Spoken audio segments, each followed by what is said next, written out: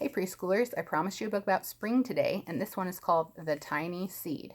And it actually talks about all 4 seasons of the year: spring, summer, fall or autumn, and winter. But I know a lot of people have been working in their gardens lately, and so I thought this was a good one to talk about spring. And so I found a few seeds when I was cleaning out my stuff too. So here's a corn kernel.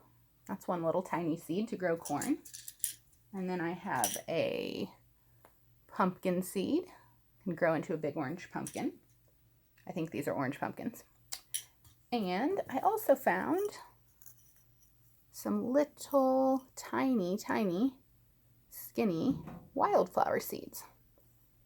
So now's a good time, if you have a garden, you can get your family to look up what are good things to plant right now in April, and you can grow some food or some flowers. So here we go. This is The Tiny Seed by Eric Carle. Okay. It is autumn. A strong wind is blowing. It blows flower seeds high in the air and carries them far across the land. One of the seeds is tiny, smaller than any of the others. Will it be able to keep up with the others? And where are they all going? Ooh. One of the seeds flies higher than the others. Up it goes. It flies too high, and the sun's hot rays burn it up. But the tiny seed sails on with the others.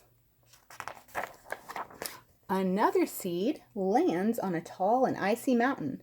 The ice never melts, and the seed cannot grow. The rest of the seeds fly on, but the tiny seed does not go as fast as the others. Ooh. Now they fly over the ocean. One seed falls into the water and drowns. The others sail on with the wind, but the tiny seed does not go as high as the others. One seed drifts down onto the desert. It is hot and dry, and this seed cannot grow. Now the tiny seed is flying very low, but the wind pushes it on with the others. Oh, there's the tiny seed. Finally, the wind stops and the seeds fall gently down to the ground. A bird comes by and eats one seed, but the tiny seed is not eaten. It is so small that the bird does not see it. Ooh, now it is winter. After their long trip, the seeds settle down. They look just as if they were going to sleep in the earth. Snow falls and covers them like a soft white blanket. A hungry mouse that also lives in the ground eats a seed for his lunch. But the tiny seed lies very still, and the mouse does not see it. Now it's spring. After a few months, the snow has melted. It's really spring. Birds fly by, the sun shines, rain falls. The seeds grow so round and full that they start to burst open a little. Now they're not seeds anymore. They are plants. First, they send roots down into the earth, then their little stems and leaves begin to grow up toward the sun and air. There's another plant that grows much faster than the new little plants. It is a big fat weed, and it takes all the sunlight and the rain away from one of the small new plants, so that little plant dies.